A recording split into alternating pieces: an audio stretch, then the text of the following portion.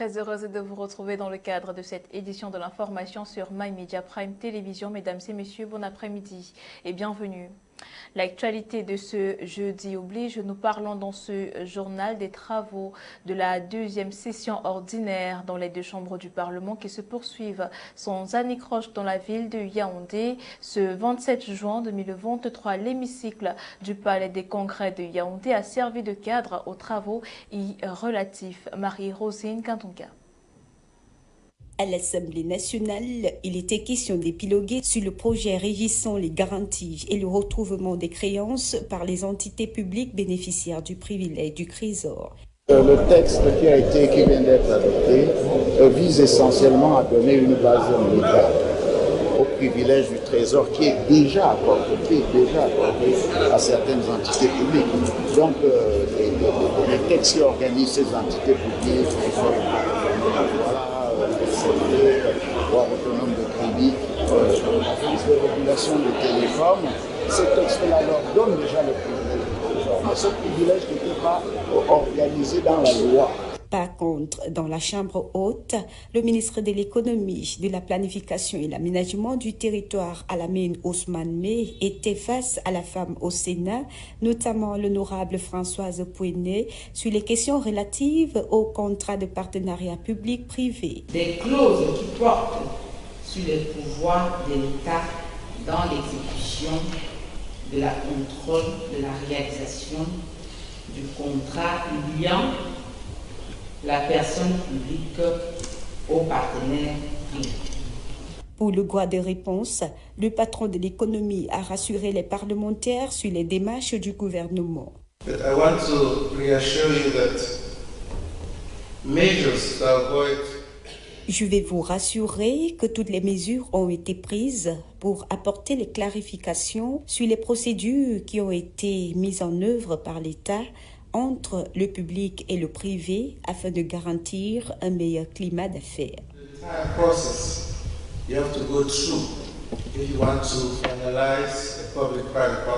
Les travaux de cette deuxième session dans les chambres parlementaires se poursuivent dans le calme et la sérénité. Et ce mercredi 28 juin 2023, la communauté musulmane a célébré la fête de la Tabaski, fête du sacrifice, fête du mouton. Et pour l'occasion, les fidèles musulmans de la ville Lumière et Déa ont élevé leur voix pour le partage, le vivre ensemble et la paix au Cameroun. Quentin est tapé dans ce reportage pour les précisions. À l'Assemblée nationale, il était question d'épiloguer sur le projet régissant les garanties et le retrouverement des créances par les entités publiques bénéficiaires du privilège du Trésor. Le texte qui vient d'être adopté vise essentiellement à donner une base légale au privilège du Trésor qui est déjà accordé à certaines entités publiques. Donc les textes qui organisent ces entités publiques, voire autonome de crédit, l'Agence de régulation des télécoms, ces textes-là leur donnent déjà le privilège du Trésor. Mais ce privilège n'était pas organisé dans la loi. Par contre, dans la Chambre haute, le ministre de l'Économie, de la Planification et l'Aménagement du territoire, Alamine Ousmane May, était face à la femme au Sénat, notamment l'honorable Françoise Pouenet, sur les questions relatives au contrat de partenariat public-privé. Les fidèles musulmans d'Idéa se sont joints au reste du triangle national pour célébrer la fête de la Tabaski. Autorités administratives, traditionnelles et autres étaient présents à la mosquée centrale de la ville de Lumière pour implorer Allah, un moment intense.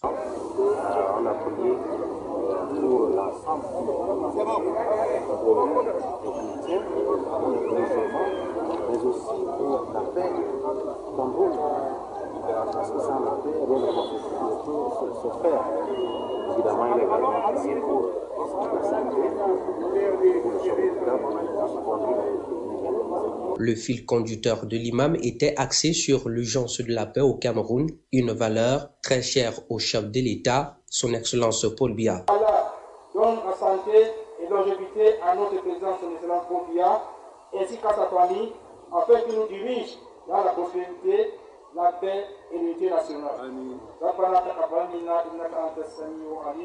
Au cours de l'Aïd el-Kébir, communément appelée fête de sacrifice, les croyants ont tué un mouton à titre symbolique pour donner le ton à la commémoration. Par la suite, se sont suivies les réjouissances dans les domiciles et lieux publics.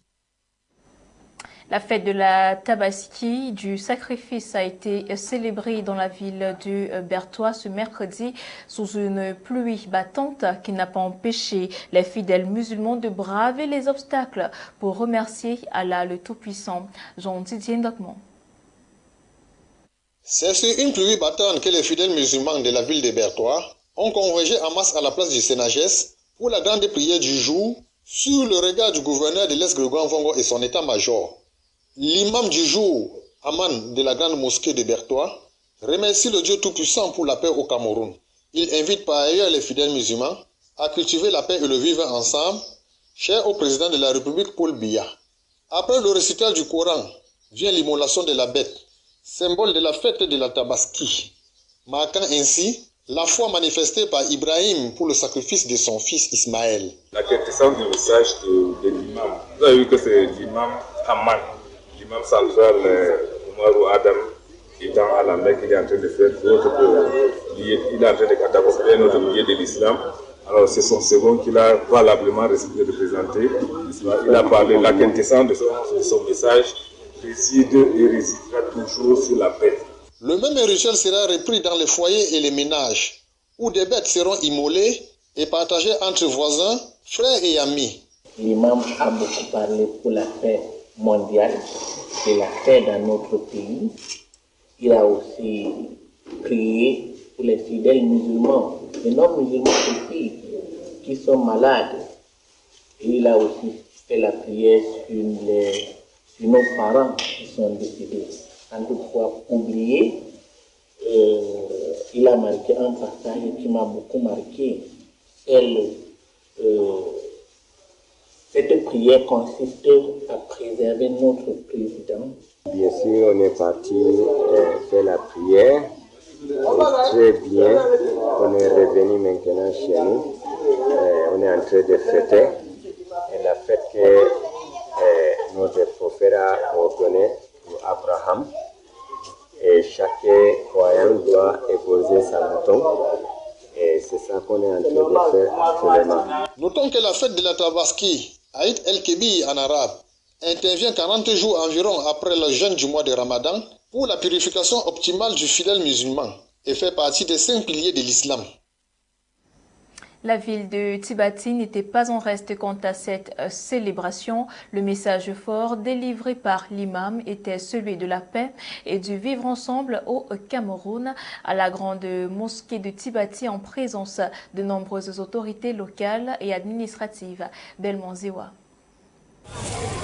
Ils étaient nombreux, les fidèles musulmans qui ont pris part à la grande prière de la fête de l'Aïd el-Kébir à la grande mosquée de Tibati, département du Ndjerem dans la région de l'Adamawa. Invocation. Sermons ont précédé l'immolation du mouton, l'acte primordial de cette commémoration qui donne le coup d'envoi de ce rite aux fidèles musulmans de cette partie du pays.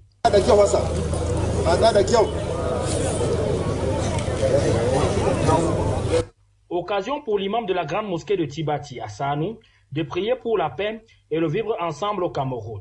Une paix qui devra d'abord se traduire par l'union et l'amour du prochain au sein de la communauté musulmane, puis chez les autres communautés du département du Ndjerem. Inch'Allah, même vous voyez la population, et Inch'Allah, Dieu va nous aider. Et c'est notre souhait que nous tous Ndjeremois, où ce que nous sommes, c'est l'harmonie, la solidarité et le progrès. Un message compris par le nouveau guide spirituel et traditionnel du Ndjerem, Sa Majesté Mohamedou Hadi Barkindo et ses sujets qui ont su se donner la main pour une parfaite organisation de cet acte sacré et de la première sortie de ce monarque. C'est un jour de fête de sacrifice. Je viens de procéder à l'élimination du mouton et je remercie Allah le Tout-Puissant, les autorités administratives, traditionnelles et la population du Ndjerem. Ça n'a pas de prix. Et nous tous, nous prions, nous faisons la prière pour qu'il y ait la paix au Cameroun. Parce que sans la paix, on ne peut rien faire. Fêtée 2 mois et 10 jours après la fête du Ramadan, la fête du mouton est célébrée chaque année par tous les fidèles musulmans. Elle rappelle la soumission d'Ibrahim à Dieu lorsque celui-ci lui a demandé de sacrifier son fils Ismaël. C'est ce reportage de Belmont Zewa qui referme cette chemise dédiée à la célébration de la fête de la Tabaski de ce mercredi 28 juin 2023 sur l'étendue du territoire camerounais. Mesdames et messieurs, nous parlons à présent de la lutte contre les discours de haine qui s'intensifie au Cameroun. Depuis ce 26 juin 2023, les professionnels de l'information sont mieux édifiés sur la sensibilisation des discours haineux au Cameroun à l'initiative du Conseil national de la communication. Marie-Rosine Kandonga pour nous en dire davantage. Les échanges étaient franches et les débats transparents avec un panel fourni à la hauteur des participants. Au programme, 5 exposés avec des thématiques différentes pour amener certains professionnels de l'information égarés à la raison. Toutefois, pour le chef de projet de DeFi Hate Now, les débats devraient s'étendre au-delà des salles car le mal est profond. Bien peur que les discours de haine puissent être éradiqués de manière devant les caméras ainsi, puisque ça demande beaucoup de travail, beaucoup d'énergie, beaucoup d'engagement sur le terrain, mais non pas seulement sur le terrain, mais aussi des engagements qui vont se passer sur la toile. Quant à l'économiste et Samba, habitué des plateaux de télévision, le mal se soigne de la racine pour espérer une parfaite guérison. Ce que les gens disent pendant le discours de haine, c'est ce que les populations ressentent. On ne peut donc pas évacuer ça en disant ne racontez pas ça, ce n'est pas ça qui va résoudre les problèmes. Le discours n'a jamais créé une guerre quelque part. En tout état de cause, l'économiste salue le travail remarquable du président du Conseil national de la communication. Le CNC fait son travail à son niveau, mais il ne faut pas oublier que le CNC n'est qu'un outil devant une problématique beaucoup plus large. Celle qui renvoie à la forme de l'État, celle qui renvoie à la gestion des communautés. Au terme de ce séminaire national portant sur les mécanismes d'éradication du discours de haine dans les médias au Cameroun, les professionnels de l'information louent cette ingénieuse idée et comptent s'améliorer pour la suite de l'exercice de leur métier afin d'accompagner le gouvernement dans cette mission régalienne. On ne le dira jamais assez, le micro et l'antre sont pour le journaliste ce que l'arme et la balle sont entre les mains des militaires. Nous reviendrons avec cette information dans nos prochaines éditions de l'information. La lutte contre l'insécurité est la préoccupation majeure des autorités administratives au Cameroun et particulièrement celle du ministre de la Défense qui, depuis peu, a lancé la 2e opération Tentacule dans la Sanaga maritime afin de traquer les malfrats et surtout assurer la sécurité des populations. Grâce divine au Nomanon pour nous en dire davantage.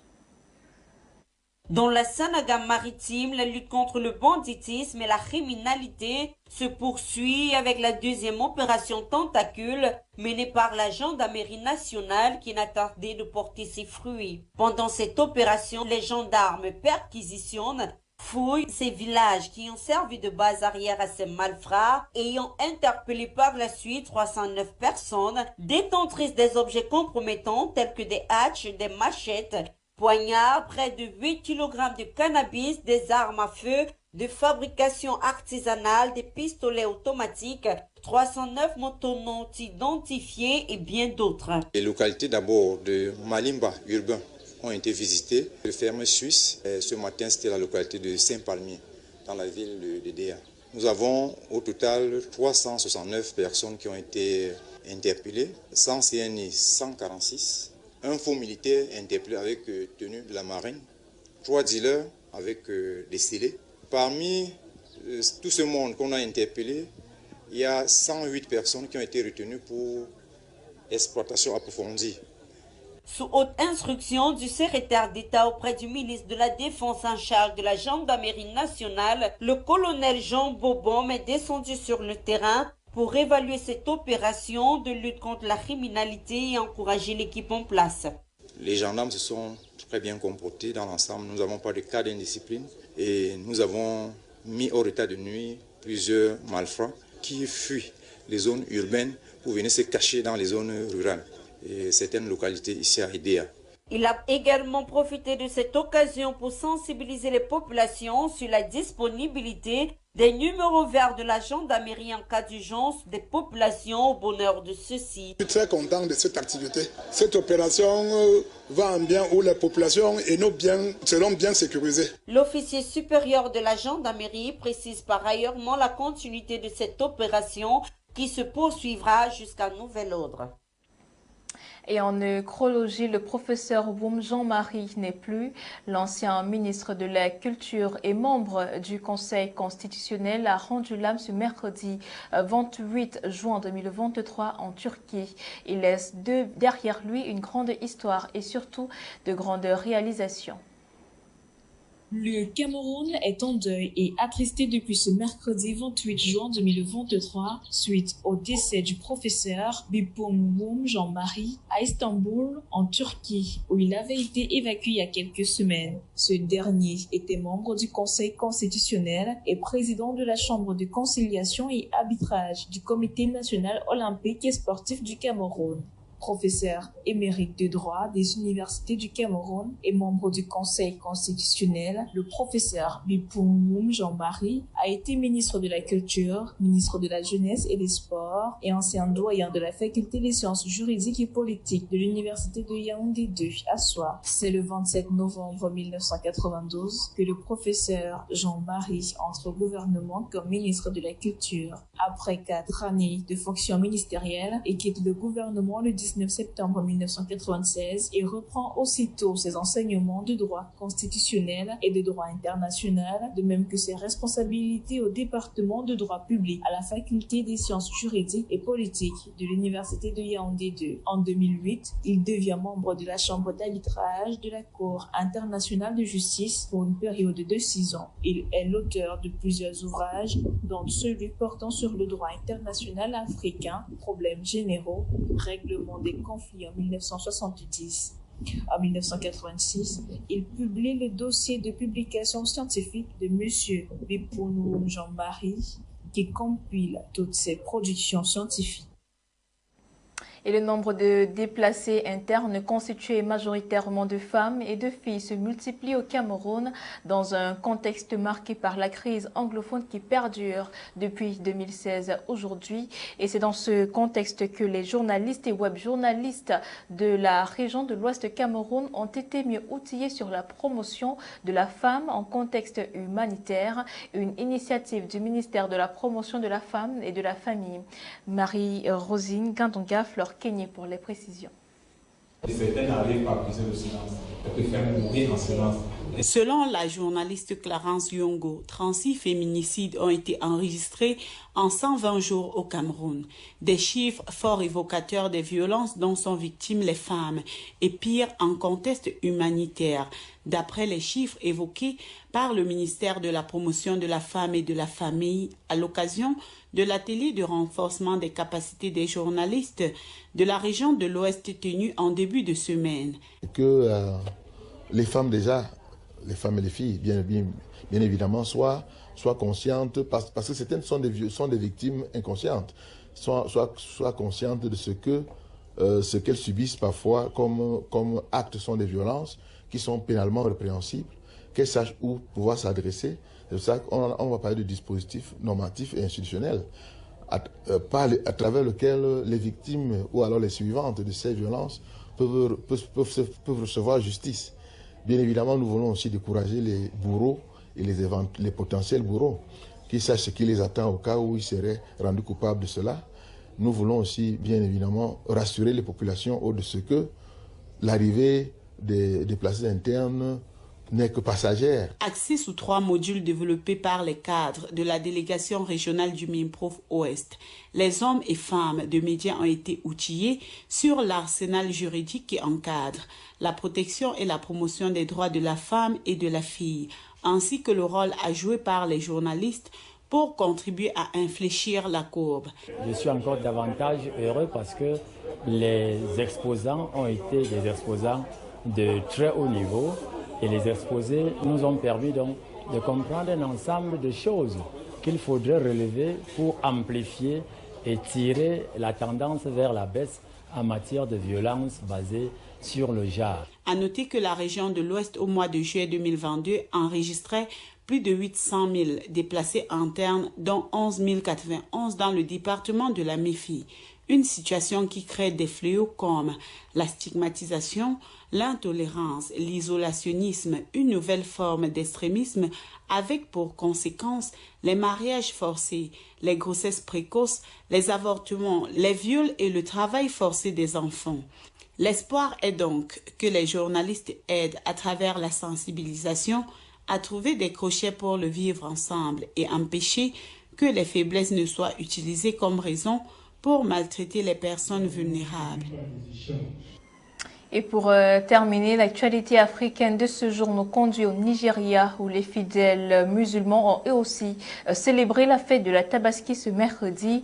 Au Mali, où le vote du Conseil de sécurité sur l'avenir de la MINUSMA dans le pays est reporté à vendredi, et en République démocratique du Congo, où le gouvernement prépare les Jeux de la francophonie. Gauthier Wandi. Ils étaient nombreux hier mercredi à Lagos pour la prière de la Tabaski, la plus grande fête de l'islam au cours de laquelle les fidèles musulmans qui le peuvent doivent sacrifier un animal, de préférence un mouton. Les musulmans représentent plus de la moitié de la population dans ce pays le plus peuplé d'Afrique. À l'occasion de cette célébration, le président nouvellement investi, Bola Tinubu, dans une adresse à la presse, a exhorté ses compatriotes à prier pour la paix et l'unité. Au Mali, la mission de la MINUSMA se termine le 30 juin prochain, mais la date de son retrait exact du pays reste incertaine. Le vote du Conseil de sécurité, devant acter son terme comme l'a réclamé le pays, a été reporté de jeudi à vendredi. Les échanges diplomatiques se poursuivent sur les conditions de ce départ. Le ministre malien des Affaires étrangères, Abdoulaye Diop, avait exigé le 16 juin dernier, dans une sortie, le retrait sans délai de la MINUSMA, accusant son échec. La France, quant à elle, propose, avant de mettre un terme à la mission, un délai de 6 mois pour l'évacuation des plus de 12 000 soldats déployés dans le pays depuis 2016 pour lutter contre les djihadistes. Les relations entre Bamako et la MINUSMA se sont amplement dégradées depuis l'arrivée au pouvoir du colonel Assimi Goïta. En République démocratique du Congo, les préparatifs s'accélèrent pour accueillir la 9e édition des Jeux de la francophonie. Reportés à 2 reprises pour des raisons sanitaires et d'infrastructures, les Jeux vont finalement débuter le 28 juillet 2023 prochain, comme le confirme le directeur du Comité national des Jeux. Je peux vous assurer qu'au jour d'aujourd'hui, nous sommes en mesure d'organiser les Jeux le 28 juillet et toutes ces infrastructures seront prêtes pour cette activité-là. Plus de 3000 athlètes et artistes sont attendus à Kinshasa pour cette compétition, combinant épreuves sportives et culturelles. Les travaux vont bon train, mais des doutes persistent, notamment sur la sécurité. Le Canada a d'ores et déjà annoncé qu'il n'enverrait pas d'athlètes ni d'artistes en RDC pour des raisons de sécurité. Voilà qui met un terme à ce journal sur My Media Prime Télévision. Mesdames et messieurs, merci de nous avoir suivis. Restez en